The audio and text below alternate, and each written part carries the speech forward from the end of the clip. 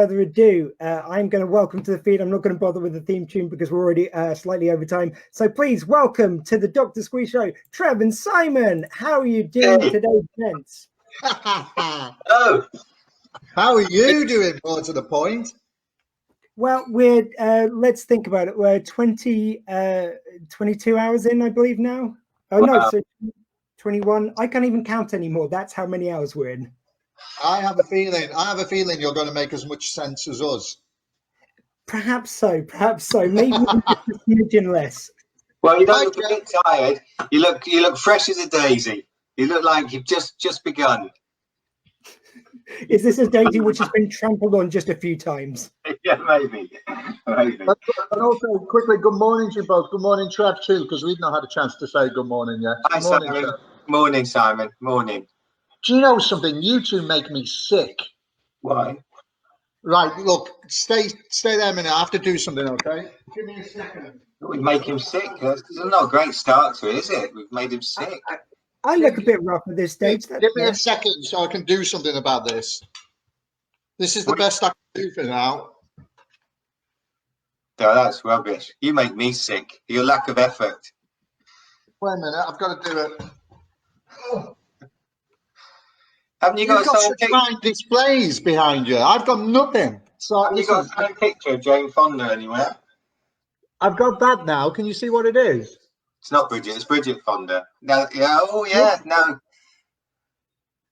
That's a card I got from Claire Eden, who I'm sure you both are familiar with. Claire sent me that little card of a Dalmatian for when I did my 101 Dalmatians run. So at least I've got something on the wall now. Brilliant. Because you've done a fantastic job. You've got some amazing stuff there, both of you. Yeah, I know. Thank you. Yes. It took me ages of Googling backdrops before I found this, I tell you. Didn't you give me this, Simon, the Bridget Fonda? I did, yeah. Yeah. So when I used to date Bridget Fonda, and I said to her one day, could you do a signed thing for Trev? And she said, yeah, sure. No, sorry, I bought it in the shop. The gift of Bridget Fonda, that's not bad. Indeed. I bet you were just expecting some socks. Bridget Fonda's socks would be fine. It reminded me that when I was a student, when I was at sixth form college, I created and hosted what was called a 24-hour improvisation, where for 24 hours, a team of about 10 of us just kind of kept coming and going and taking breaks, but we made up 24 hours of nonsense. But I was a young man then. I mean, I couldn't imagine doing anything for 24 hours now. Well, I'm certainly not a young man anymore. And I swear there's a joke in there as well. You said that he sent you Bridget Fonda's socks, and it does sound like a setup. Like, I asked him to send me Bridget Fonda's underwear. I wasn't expecting her socks. See, this is why you're in comedy and we're not anymore. No socks, please. No socks, please. We're British. No socks, please. We're Bridget. So yeah, it's for us. It's early in the morning. For you, it's late. I think best we can aim for today is comedy bronze. That will do. I'll accept a shined copper. Anyway, also, can I just say well done, because you've doubled your target already, haven't you? It's wonderful. I'm really impressed by the dear listeners, and everyone's been amazing. Just we want to get any help we can to the NHS right now. They need it. Justgiving.com/Squeefest to donate to our wonderful NHS. So we're at 400 quid. I think we can do even better, guys. Brilliant.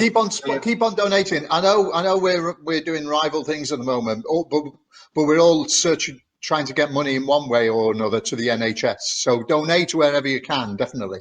Yeah, I agree. So let's take it way back, guys. So before you even double act, I want to go that far back. Like, so did you each have kind of solo careers before you joined up? Solo careers? We was just students. We had solo. Career wouldn't be the word, would it, Trev? No, we were literally. I mean, because we met up in 1981, which shows how old we are. But that was just at Manchester University, where we were both drama students, but Simon had already been there a year when I met him. But we ended up doing these alternative cabaret kind of gigs in the foyer of the local theatre. And Simon was doing a solo act, and I was doing a kind of solo act. Simon was a ventriloquist, an alternative ventriloquist, which I'm sure he can tell you about. Always going off to get. It brings us back to a subject we were just talking about, actually, but I won't spoil it. So yeah, we were just experimenting with the new comedy, and so it wasn't a career at all. I mean, didn't expect to try comedy at all. It was just something I just had to go at. I don't know whether Simon had any comedy plans. I don't think you had, did you? Not really. The reason I ran off is I just realised it's most probably a good idea for me to put my headphones on, so you're not getting loads of hearing, technical things. I forgot about that. What's my sounding like? Is it bad or good? I'm not getting any feedback, so it's working out. Like sometimes it can be just random. Sometimes you can not end up. Sometimes you can end up with it. But it's working. Sure.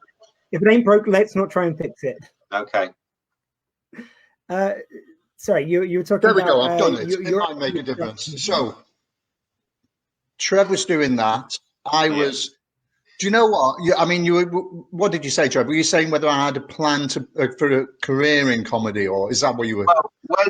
Well, when I arrived at university, I didn't know what I wanted to do, but suddenly the alternative comedy thing had kind of exploded in London, and the Young Ones was on telly, and so I had been writing a few kind of comedy sketches at college and trying out, but I didn't have any ambitions to be a comedian. But suddenly this chance to do something came up with the other students, so I wrote some kind of alternative observation comedy kind of stuff, and just gave it a go. And I think lots of people were just giving it a go, and Simon obviously decided to be an alternative ventriloquist. I think it's interesting when you say that, because so I have to go back pre-university, and I think I did have an idea of what I wanted to do. I think I had an idea of what I wanted to do from when I was maybe about 13, 14, 15, and was at school, and I did drama at school, and that idea would have been that I wanted to act, that I wanted to be an actor. When I wanted, in theory, I'd have gone, I think, maybe to drama school. But my mum and dad felt, it's good to go to university, get a degree and everything. So they said, why not do a degree in drama? So I did kind of go to do a degree in drama. But I think all along the way, the idea was that I wanted to act. And then at some point, because comedy, it is acting, what we do is act. It's the same kind of thing. But most probably at some point, I most probably thought I would be some great tragedian. Oh, wow.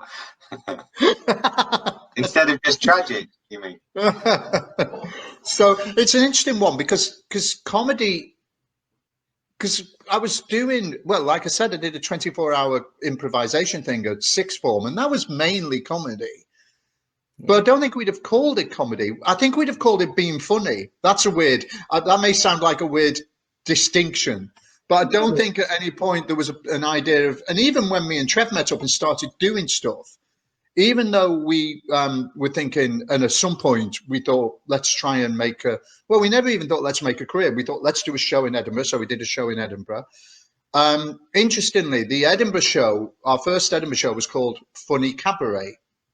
So being funny was maybe our aspiration. And that's maybe a weird difference than being a comedian. I don't know. No, I would definitely say there's something to your act that is that. Like it's there isn't like, it's not joke punchline. It's more about like a funny a character who is funny as opposed to comedy as such. I can see that.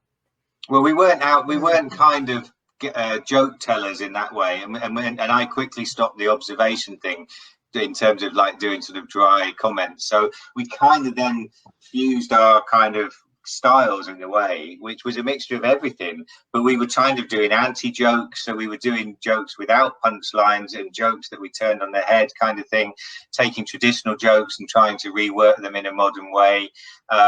We just then decided to make up and improvise stuff around daft props. So there was no big plan to it. It's there was, oddly enough, and coming back to, well, a couple of things to just demonstrate what Trev's just said. I mean, like a standard joke we would do is, my dog's got no nose. How does he smell? He can't. He's got no nose. And there'd be a kind of mock horror in, how dare you even ask? You know, I've just told you he's got no nose. And we'd be doing all sorts of things like that. And it was a kind of, when it came to the props thing, this went by the way down the line, but initially we wouldn't ever make things. We wouldn't choose to make a prop. We wouldn't think we need this funny prop.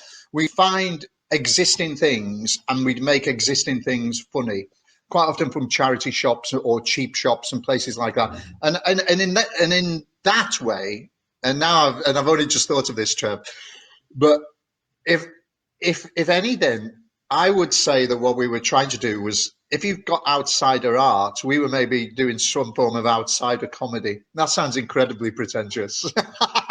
Well, maybe, but it was just making the best of what we could do, because as students we didn't have a lot of money. So if we did buy anything, it was from what was then the pound shop, but it was then the 50p shop called Ooby Doo, and everything was 50p. So we'd go in and just buy any old nonsense and try and create a routine around it. But also, if it was desperate, I mean, at one point we made a routine around just a big lump of foam, you know, sponge, like upholstery furniture sponge, or that you just a big lump of sponge. And so we created the story of the life of Sponge, which was the life of Christ, but as a sponge. And so we kind of told the whole kind of New Testament story kind of thing, but using the sponge as a prop. And that kind of was fusing kind of old Monty Python, Life of Brian kind of humor, I guess, with our own kind of just make it up as we go along kind of stuff. So there, again, we would make do with things. I mean, whatever we found, we would try and turn into some kind of comedy thing. I think it was an interesting time whereby comedy could be so many things. So, like, you would literally have the comedians and Bernard Manning on TV, followed by Ben Elton. And you'd have like all these kind of really cool different acts which came out of that juxtaposition, and I think that's where you guys come out of that kind of time. Yeah. I mean, it's interesting with the Bernard Manning thing, because I used to do, was it part of some solo thing, Trevor, where I would do this thing of going, take my wife. What am I on about? I'm not even married. And again, it was like taking all those old traditional things and actually looking back on it, not particularly doing anything funny with them, just commenting on them. I think John Thompson did a much better job of that, I think, didn't he, when he did Bernard Wright on? I think he did the same kind of thing, but he also gave jokes to it, you know.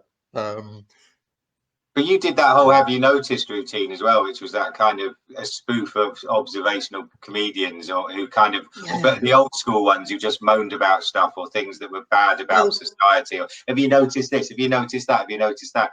And then Simon at the end, he did a list and then just say, because I haven't. And that would be the end of it. And also, it's a bit like Stuart Lee went on to do. I mean, he does that perfectly, because I suppose what annoyed me was, so Trev started off saying about how he did observational comedy, but someone compared Trev the other day, I think I'm right in saying this, I can't think who it was, to Bob Newhart, and those kind of monologues, which were based in very real things. They were real.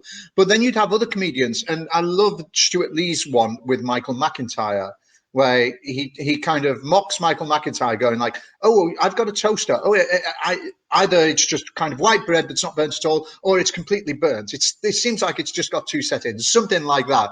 And Stuart Lee just goes, your toaster's broke, mate. It's broke. You want to take it back? And I love that kind of thing. because the idea of a toaster that either burns your bread or doesn't do it at all is fundamentally bollocks. You need a better toaster. So, you know. It's the Marmite thing. You either like it or hate it, or you may find it just average. That's also fun. I'm not gonna deny it. I've watched Michael McIntyre and I've laughed. He can be very funny. So it's not this. What I'm saying here isn't necessarily about any individual comedians, but sometimes it is about a style.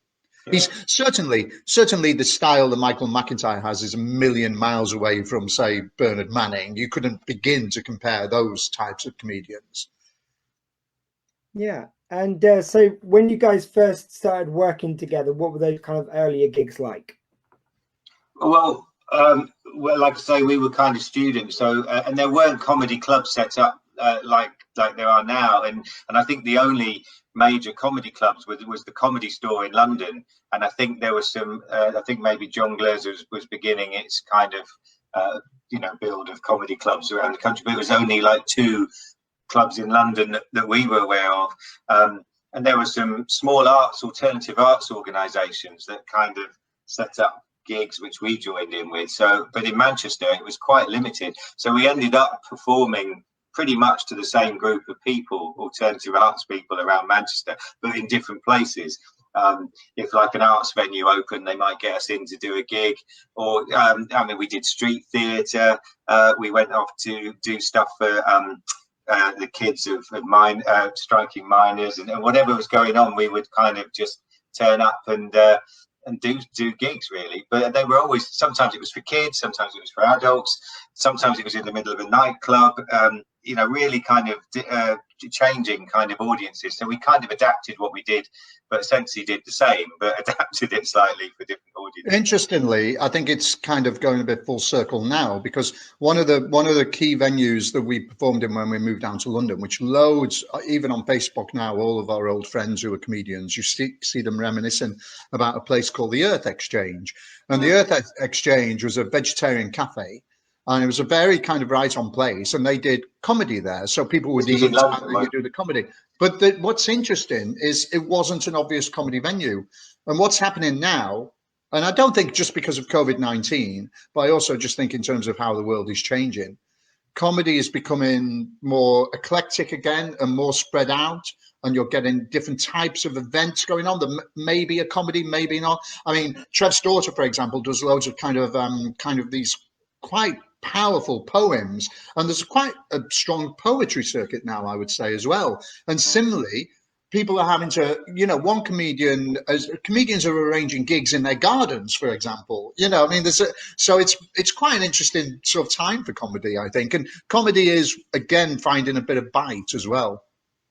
Do you think there is something where comedy comes out of all this COVID situation and everything, where kind of there's a lot of clubs closing down, sadly, a lot of theatres?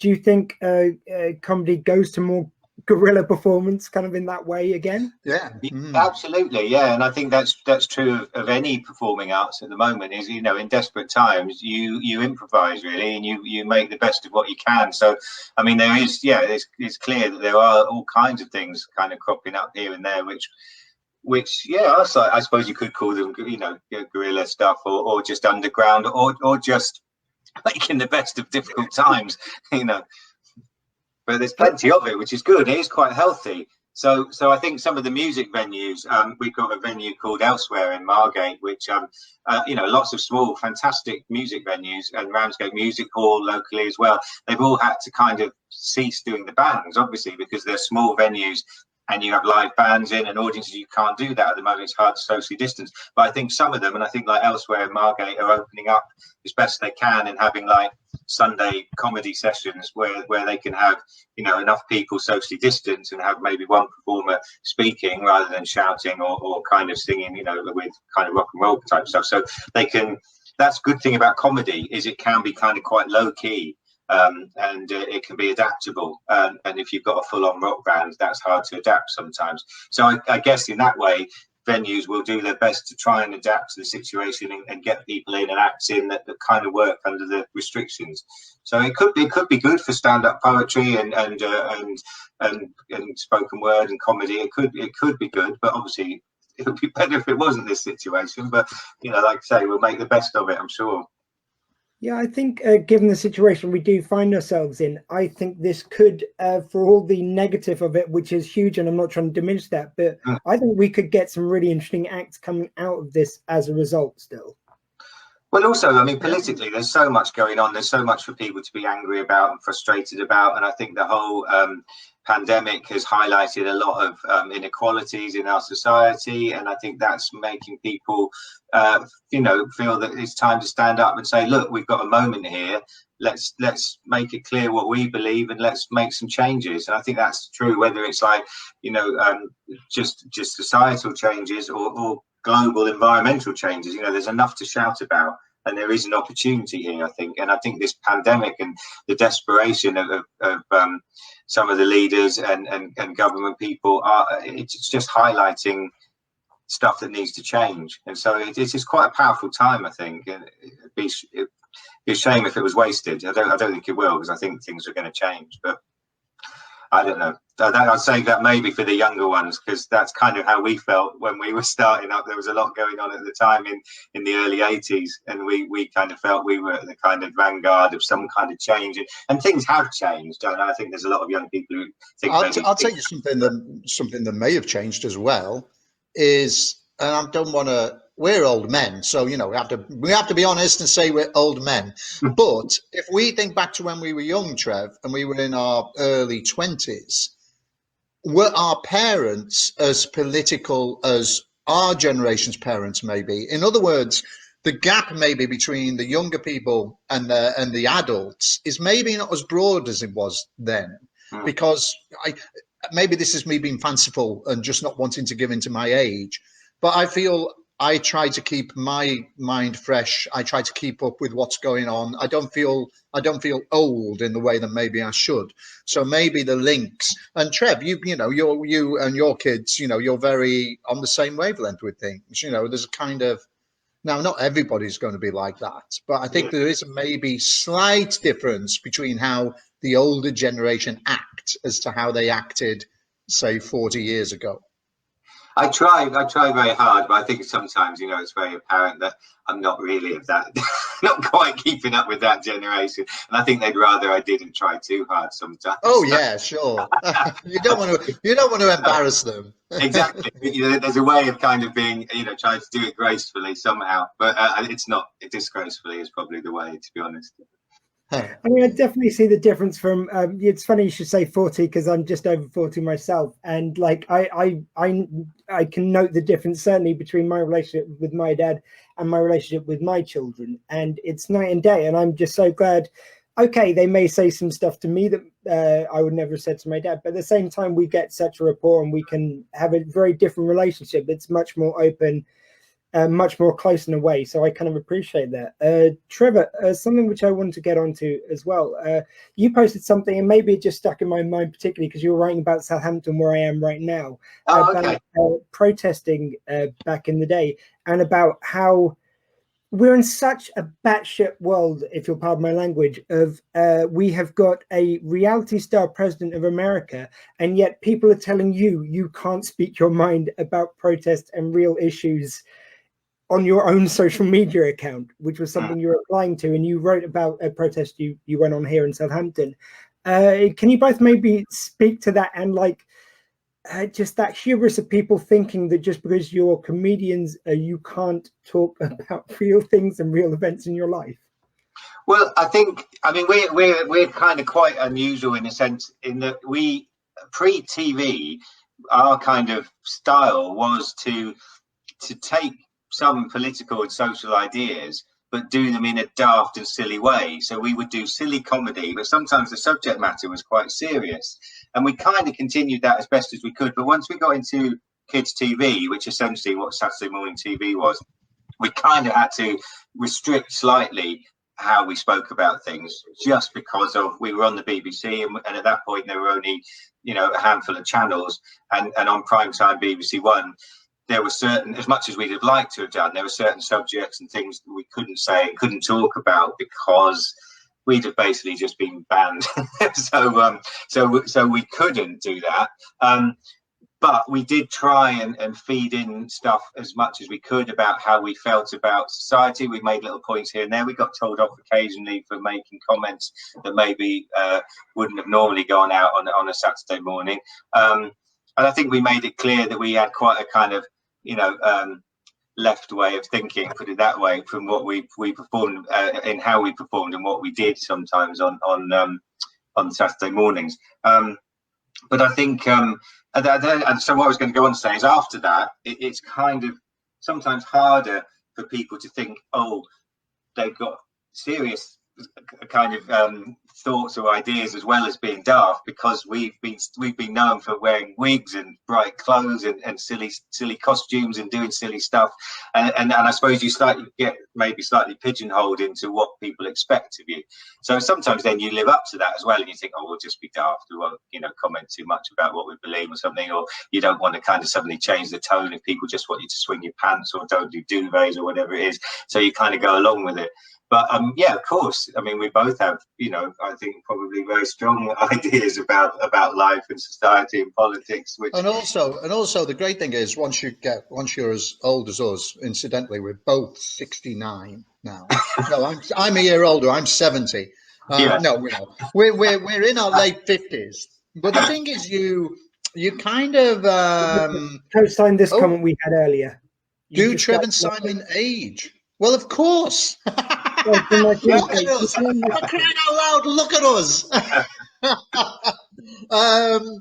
But the good thing with aging, I think other people have said this as well. In fact, Trev, what's that quote you read by Margaret Atwood? What did she say about The Handmaid's Tale? Was it you? Yeah, so we've both been watching The Handmaid's Tale, but I finished it watching it last week, and it was my daughter actually who told me that Margaret Atwood had been asked what she thought of them taking The Handmaid's Tale and making it into 3 series, and I think there's a 4th series coming, when in fact, they dealt with the book, I think, in series 1, and then it became something else.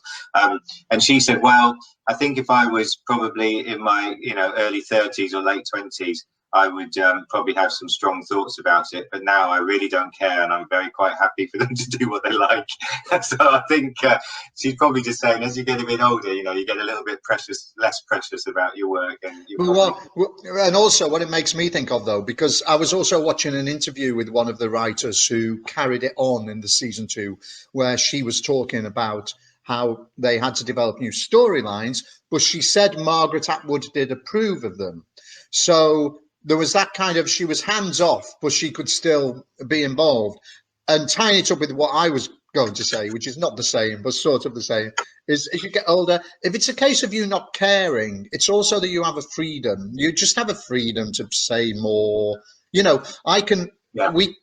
Obviously we're not working on children's TV anymore, so we can say what we like and no one's gonna, we can say what we like. I mean, obviously, having said that, we, just as anyone else, we're responsible for what we say. So, you still have to speak carefully, but it is a freedom, because if I put something on Facebook that isn't what people expect of me and isn't swing your pants and it's a political post or whatever, if anyone wants to take me on about that, well, I'll talk to them about it. If they're abusive, I'll get rid of them. I don't care. I only need to be responsible for what I say, I suppose, as we all do. I think, and also I think going back to what you started off saying, that the post I put on Facebook was about Black Lives Matter, because I live in Broadstairs, which is a small seaside town, and they had. Quite a strong Black Lives Matter protest, which I wanted to join, and I did join, and it was really exciting to be part of. There were a lot of young people, very young people there, and actually before, I think, before recent times, I think before Extinction Rebellion and Black Lives Matter, I think protest was still a bit left to our generation, because we'd been used to doing marches and kind of demonstrations in the 80s, and I think that whole kind of old sort of Socialist Workers' Party, old Labour kind of people were still the only ones who were protesting, and it was really exciting and encouraging to suddenly just see a majority of much younger people out there, making it clear what they felt. So that was a really good thing. But anyway, I took part in it, but along the way, I'd just seen so much stuff on Facebook that was just so negative and so kind of anti it. And I know we were in the middle of a pandemic at the time, and people's concerns were about spreading the virus. But it was the most responsible protest march I've ever been on. Everyone was wearing masks. People tried really hard to socially distance, but they all felt it was important to make their voices heard, and it was. And I think particularly, in any area, but I think also, this little corner of Kent. It's not the most diverse area, and I think, you know, people need to discuss those issues and talk about it. And my response on Facebook was just that I was just fed up of seeing a lot of the negative stuff and the resistance to it, and people being quite nasty in some of their comments, not particularly aimed at me, but just generally. And so I just wanted to put out so that it explained why I'd taken part. And also, they went back to when I was like a teenager in you know, the late 1970s in Southampton, when the whole punk movement brought out the Anti-Nazi League and Rock Against Racism, and I took part in that when I was, I don't know, 14 or you know, 15 or something, and it was the most exciting time for me, because not only was there a new music that I felt spoke to me and that I could feel part of, but there were ideas and social issues that were raised that I felt, you know, needed to, you know, that I could speak about. And so I just followed that through my life. And so that's, I think that's what you mentioned in terms of the post. And that's why I did it, really, because I just thought, well, we're still here now, talking about some of the similar issues that I was talking about when I was 15. And although obviously things have changed and there have been lots of positives, there's still a lot to deal with. And so, yeah, that's what that was about. And also, the good thing about that, Trev, is that Facebook can, at times, Facebook becomes a really useful thing, because you can have a lot of friends on there, and you can see somebody who, as a response, for example, as a response to, say, Black Lives Matter, just puts something up and goes, well, all lives matter. And there's two types. I think you can break down the all lives matter into two types, which is the people who are just going to say it whatever and don't get it, or the people who are saying, well, it's quite rightly saying all lives matter, but perhaps just need to have a chat about why we're focusing on Black Lives Matter. You know, that it's not a case of, you know, it means other lives don't matter. It's a case of where we are now and what we're facing now. Similarly with the term like white privilege, it's a provocative term, and a lot of people will jump on it straight away and go, well, I'm unemployed, or I'm this and I'm not. And it's only through, which you can do on Facebook sometimes, it's only through saying, hey, well, you know, talk about it. Education, I mean, education is the key thing. Read about things, learn about things. It's not having a go at you. Don't take something personally. And I found actually you can quite quickly know whether someone's going to be open to ideas or whether they're going to be closed to ideas. And the people who are open to ideas will they'll get it. You know, they just maybe initially didn't get what the whole thing was about, you know. So I find there can be a lot of positivity. There's also a lot of people who aren't going to change their minds. I mean, I do feel, and scarily, that we could be in quite divided times ahead, but hopefully not. Yeah, I feel like it might get worse before it gets better. Let's just say that. But to get back to the kind of journey of you guys, so getting back to you done like stand up together for a while. Where does the TV come into it?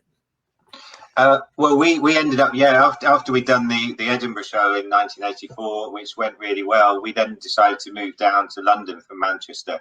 So we joined the comedy circuit, which had started to get going there. Like Simon said, there was the Earth Exchange vegetarian cafe venue. Jongleurs had started their kind of big venue in Battersea, and there were lots of little pubs sort of in Oxford Street, and all the different areas actually of London had little pubs with rooms upstairs that people were doing little kind of gigs in. And one regular one we did was called the Chuckle Club on just in the White Horse pub just off Oxford Street. That was kind of regular one for us.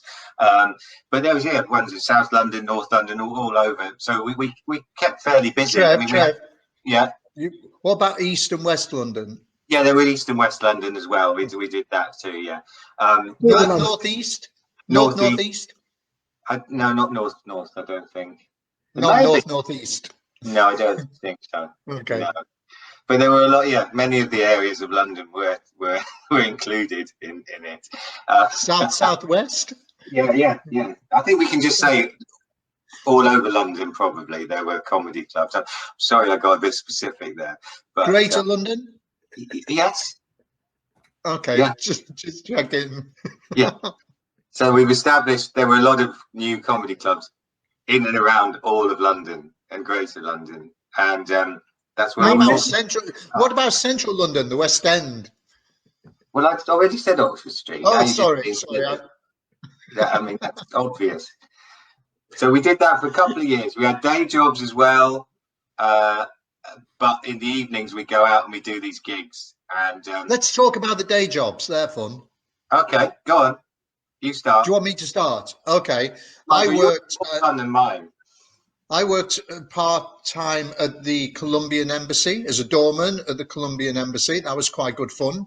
My shift would start at 7 in the morning, and I'd have to get the train in. It was just behind Harrods, and all the shops all along Knightsbridge hadn't opened, and so on my way in to work at the Colombian Embassy, I'd always nick a pint of milk from outside Harvey Nichols. So I apologise. I now apologise to Harvey Nicks. Posh milk. Posh, very posh milk. What did you do, Trev? You did the paint tin thing. I did one day of that. I signed up for an agency and they sent me out in a transit van with a load of other guys, and we went up the motorway somewhere and went into this warehouse, and we were told to take all the handles off of paint tins and replace them with new handles. And we did that all day because these handles that were on the existing paint tins were faulty. So that if you pick them up, they would snap. Not very good if you're walking around with pots of paint. So we had to put non-snappable ones on. I really didn't like it. So I quickly did what Simon did and signed up to an agency in Knightsbridge rather than on the old Kent Road. And you got a better class of temporary job then, I have to say. And because when we were still in Manchester and we were doing the same kind of thing, working for Manpower, I had to go to Haywood to unload frozen pig carcasses out of a sort of a frozen container to take them into the warehouse with like literally kind of a big pig carcass on my shoulder. So you're right. If you move to Knightsbridge, you get a better. Well, I didn't move to Knightsbridge. Obviously, I couldn't afford to move to Knightsbridge. I still had a flat in South London. But yeah, we signed up at the Knightsbridge branch of it, and I got a job. Actually, then I got a job at General Accident Insurance on Hyde Park Corner. So it was a great location. I used to go in from Peckham to Hyde Park Corner, and I felt like a typical kind of 1960s, although it wasn't the 60s, it was the 80s. But I felt like one of those kind of commuters. I almost felt like I should have a bowler hat and a suit, really, and a little briefcase, and go into the office on Hyde Park Corner, General Accident. And I was there for ages, actually, and I got offered a job as an insurance manager. But I said, no, I'm going to be a comedian. And they went, are you sure? You'd be much better off as an insurance manager. I went, well, I'm going to give it a go. I'm going to try. And then around that time, Simon already, he can tell you about his next job. But we worked. Yeah, when I worked at the British College of Ophthalmic Opticians. Is that what you're thinking? Yeah. Yeah, so I worked there for a long time because you eventually came over to the British College of Ophthalmic Opticians as well, didn't you?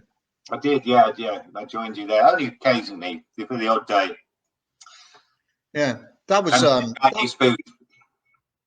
that was kind of quite. I worked there for maybe up to a year, I think, and I was creating an index from all of their committee and council meetings. It was quite a big job, really.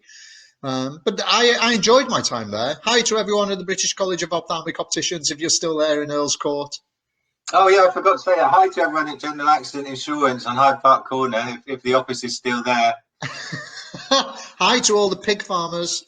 Yeah. Hi to the paint handlers. Harvey Nichols, who left milk outside. Oh yeah, sorry. Yeah. Hi to them too.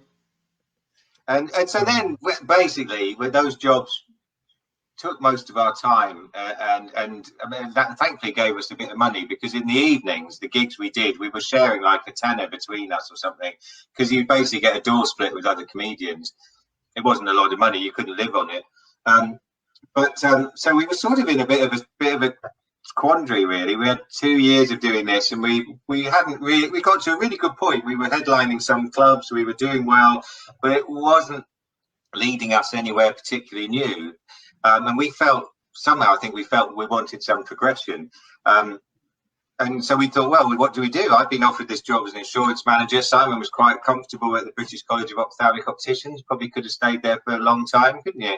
And then, just by chance, someone got in touch and said they were looking for some comedians for the new Saturday morning show that was going to take over from Saturday Superstore. And some friends of ours had been asked about it, and they recommended us. And a producer came out to see us at the Chuckle Club. and liked what they saw and invited us then in to do a series of auditions at the BBC. Although initially I had to go take in a video of what we did. And at that point, by that time, I progressed actually. I was a builder's mate and I was working in South London with a friend who was a builder, just basically knocking down walls and filling up holes and doing that kind of sort of general labouring. So at the end of one day, I was kind of cycled off in my work clothes and cycled from South London to Shepherd's Bush with a video, took it in, and we put it together as like a little show reel, half-an-hour show reel.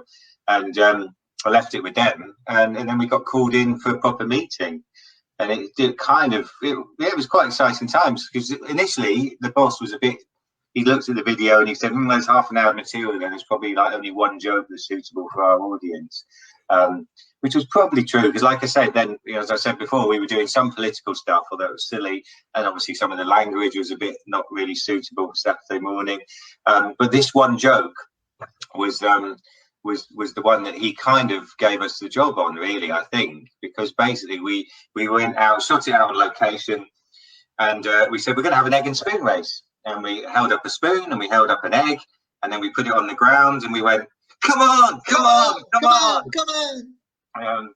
And that was our joke, and that was the joke that basically got us the job, because then we did a few other auditions and we met Philip Schofield. And so yeah, it was, and again, a great team who kind of championed us a bit as well. I mean, it was Charlotte Black who first came to see us, and then once we were doing the auditions, and Chris Bellinger was the boss who employed us, but also David Mercer was one of the producers there, and I think David had to most probably kind of, you know, do a bit of persuading. I think he was championing us a bit, wasn't he? So because we were a bit left field for something like that initially, and hopefully for the 10 years we were there, we were a bit left field. And again, when I say left field, not particularly politically, but I just like the idea that we were.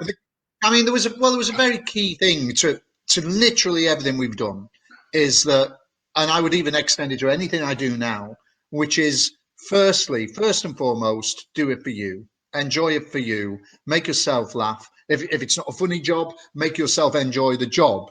If you do that, then spread that out, make it universal. So in other words, jokes that me and Trev, we found it funny. We didn't think, what would a kid find funny? We did something that we found funny, and then we would say, does this work for kids? And then you'd find a way to extend it out. So, I mean, even now, I find it really quite bizarre that when it's when you say it as simply as this, that we did a children's TV show where we played a couple of comedy barbers and a couple of comedy dry cleaners. I can't think of any situation where you go like, oh, you know what, kids love dry cleaning. But, you know, it worked. Well, this is what I think of when you say you were more kind of being funny than being comedian. So like again, it wasn't kind of joke kind of setups. It was more just this these weirdly obsessed people who you've met those people who are just so obsessed with what they do, and just like, it's a nightmare, the idea of someone bringing a duvet. Like that's a person you've met. Well, hopefully not, but you know, it's true. We did, yeah, take characters. We like to make them as mad as they possibly could. Also slightly mundane, slightly dull people, but who are completely mad and slightly disturbing. And it was a lot of fun. I mean, in a way, I think we'd love to have written a sitcom or a kind of longer drama, really, or a comedy drama, which we did in later times. But I think that was it. We were frustrated kind of sitcom writers in a way, but it was fun doing what we did. We did have some things, again, where the mundanity is really good, I think, because in the dry cleaners, and this eventually got cut. We did do this for a few times, but we had a guy who worked out in the back of the shop who was called Mr. Fingerhut. And Mr. Fingerhut, I can't remember even what his job was, Trev. What did he do? I can't remember what he did. He worked for us at the dry cleaners, but you never saw him, but you would see his hands. And you would hear him, and he was someone we'd given a job to who'd come over. He was kind of I suppose he was, I don't know, he was a refugee of sorts, because he'd come from, I don't know where he'd come from, but he'd been smuggled into the country in a suit that was made out of bacon. He wore this suit made out of bacon. But the thing being, we just treated that within the sketch as a normality. You know, it wasn't kind of like, no one ever went like, oh, how weird, a bacon suit. You know, it was just what it was. That's what he wore. And so I mean, that became a bit weird. I think in the, you know, there was a point where they said, you can't use Mr. Fingerhut anymore. which is a shame, because it was Derek. Was it Derek? I think it was just part of the crew who played it. And I think Mr. Fingerhut, maybe did he do the pressing or the ironing? Maybe because that sounds right. Yeah, he sort of had some job that you didn't see. And I think people were reading more into him than there was there. So I think people were looking for things to be concerned about with Mr. Fingerhut, whereas he was quite an innocent character, really. And we weren't keeping him hostage or anything, were we? No, not at all. There was nothing sinister about it at all. He was just a crazy guy in a bacon suit who did the ironing. What's wrong with that? I think there's something about the name Fingerhut. It sounds like you've snuck in an innuendo you haven't at all. You know what? The thing is, it does, and yet I can't for the life of me think what the innuendo is. That's the interesting thing with that. You know, I suppose it sounds a bit rude, but you know, that poor hut was never the same again. That's all I'm going to say. You know, I'm not going to say the name again now, because the more I think of the name and everything, I get that it just sounds rude, but it's not. You know. You can't just suddenly make the word finger rude, can you? I don't know, but I think you probably better stop saying it now. So, hang on. Look, Katie. You've got some comments. Hi, Katie. Hi, Katie. Oh yeah, the washing machine. Now the washing machine had a name. Yeah. It wasn't a washing machine; it was a dry cleaning machine. But it was called what was it called, Trev? Queenie. Yeah. And Queenie could only take so much. The trouble is, if you overloaded Queenie, she would explode, and so you had to be quite careful with Queenie. It was quite an unstable machine, and that's of course why we did. Which was a metaphor for our state of mind. Probably, but obviously we couldn't do duvets because Queenie was an old machine, traditional machine. It wasn't up to the bulk of a duvet, and it would have kind of unbalanced the tumble mechanism and all of that. The other weird thing about the dry cleaners is, so they were Don and Dougie Draper. They were brothers, as the Barbers were brothers as well, Ken and Eddie Kennedy. But Don and Dougie Draper, and incidentally, Trev was Don Draper. So Trev was Don Draper many years before Don Draper and Mad Men. Yeah. But they had on the wall, they had a framed poster of the world, but it was one of those posters of the world that I'll use the term upside down because you'll know what I mean, but it wasn't upside down. It was an Antipodean poster of the world. And the reason they had that is because their parents had emigrated to New Zealand. Now, quite why we had this backstory now, which most probably rarely played into the sketch, I don't know, other than we did like to, even though the sketches are 2 minutes long and essentially, you know, centered around us saying we don't do duvets, we had created a world for these guys. You know, we had created a whole history almost, which I think comes back to Trev's idea of like the idea of a sitcom or so, because we did a similar thing with some of the projects that have never seen the light of day. We did a similar thing about a couple of guys who ran a caravan park on the edge of a cliff that was going to fall into the sea. And again, we had that similar kind of world where we'd worked out all of their relationships. And quite often our characters had troubled relationships with their parents, I think, Trev. I don't know what that means. No, it's probably best not to go there. But I really wish we'd done that. It was called Caravans of Love, I think, and we did write. Because they were the Love Brothers. The Love Brothers, yeah. Were they Jeff and Jeff again? Jeff and Jeff Love, maybe. Yeah, but one with a G and one with a J. Yeah, possibly, yeah. But we wrote a pilot episode and some other little kind of smaller kind of outlines for other episodes, and it was, I think it definitely had legs. Although caravans don't tend to have legs, they have wheels, but that did. There was, you know, could have happened. I think we took it to Steve Coogan, but he turned it down, didn't he? I think that was when we took it to him. But never mind. Whatever happened with him? No one ever knows. Wouldn't he know? Talking of Steve Coogan, I'd need to get this in before we end, but very quickly, Offie Monday, no, he was just a very good actor, is the answer to that one. Yeah. He was very much in on the joke, and he was an excellent, I was going to say contestant. He was an excellent, what would you call it? Guest, that's the word. And it was his idea. Because he said no, but Sting would come. He said, "Oh, can I do my Geordie accent? And can I have a baseball bat?" So it was him who wanted. He brought the aggression and the violence into the sketch, not us. Sting's a nasty piece of work. Underneath that kind of gentle mandolin playing, kind of folky sort of, nice fella. He's a nasty piece of work. Dangerous, I reckon. Very quickly as well, one of his team had a word with us because in the sketch we kept calling him Stink. And she came up to us discreetly and she whispered to us, she went like, "It's really funny that you keep on calling him Stink." And we said, "Why?" And she goes, "Because he does." and fundamentally, and I'm sure this isn't the case anymore, but he was going through a phase in his life where he wouldn't use deodorants. I don't know if that's still the case, but he wasn't using deodorant. Now, to be fair to Sting, I didn't notice. But she was spending every day with him, so I trust she was right.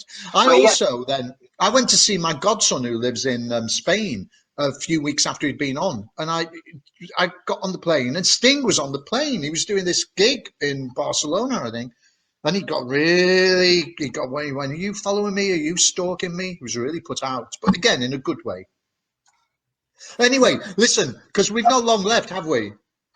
No. I was going to let you go at 5-2 because I understand you've got to run off. 5-2, because run off is the word, and I wanted to just mention it. And it's interesting that we were talking about Steve Coogan because I now a lot of people watching this may be aware, but I work for a charity called Medicinema. Oh, look, there's Thomas reminding us. So I work for a charity called Medicina. We run cinemas in hospitals around the country. I manage the cinema in Chelsea and Westminster Hospital. I have been furloughed for a bit of time, and in that time, I've been doing challenges. I've been running and doing film-related runs. This is my last one today. So after this, Doctor or Ian. Do people call you Ian? I mean, some do. Squee, usually I go by. Squee. I'll call you Squee. Squee, I'm doing my last one today. They're all film related, and I'm doing 24-hour Party People, which of course stars Steve Coogan. So I'm going to run for 24 kilometers, which is the longest I've ever run. I've never run that far before. I think it's going to take me about 3 hours. The Party People are some friends who are hopefully going to come to the park where I'm doing it. And I'm going to do a quick plug. You can see the squeeze down there at the bottom of the screen for Just Giving. If you go to Just Giving, do give him some money, and if you have any money spare, give me some money as well. Go to justgiving.com, search for me, Simon Hickson, and find my challenge 2020, 2020, and I'm going to run 24 kilometers today, and then that's me done. We're going to be. What time do you finish, Squee? 2 o'clock. So 2 hours and 5 minutes. Just when you finish, I'll just be starting running, and then after that, I'll be finished. And between us, we'll have done great things for Medicinema and for the NHS charities. Please, and I know, can I just say that I know people will want to give me money because I look like the kind of person who needs money, but don't give me money. I don't want your money. Simon wants your money. Squee needs your money. Please give them money. I know that you want to give me money. Don't, please, on this occasion, give me money. Okay. That's all I can say. Good luck to both of you. Well, good luck, Simon. Simon's done it fantastic. I'm sorry to go on a bit, but over August, since the beginning of August to now, he's raised nearly, like, I don't know where you're up to now, nearly 15 grand or something. It's absolutely incredible. Let's have a look. He's run, he's walked, he's broken his arm, he's done all kinds of things along the way. He's fallen off a bridge, but he's raised all this money, and his target was 20,000. Who knows? By the end of the month, maybe he will have 20,000. But it's certainly no mean feat to have done 15,000. It's incredible. So well done, Simon. Please give him more money, though. We're at 13 now, but let's see if we can get to 15 by the end of this run today. That would be amazing. Please do. Please donate to both charities, both very worthy, both helping out good causes which need it right now. And I've got to say, Simon, I really want to support you, but I'm not happy that you bring up 24 hours right now to me. I don't want to hear about 24 hours right now. Just you think really you can, well as well. but how many kids have you got? I've got 2 grown-up kids. Well, so I've got 2 from my previous marriage, which are my stepkids, but I consider my kids. And my fiance has they're all grown up, but like she's got a grown-up child who kind of I consider part of my family now as well. So I just bring them in. No, fair enough, because I just wondered what you'd done for 24 hours to keep them occupied. But if they're grown up, they can occupy themselves. So, you know. Oh, I think we can trust them at this stage. Yeah. Thank you very much, guys. Thank you for coming on. I feel like we only scratched the surface. Please also check out Strangeness in Space, which is a wonderful sitcom these guys did on a podcast with Sophie Aldred. We did. Thank you. Well, thanks for having us. It's been fun.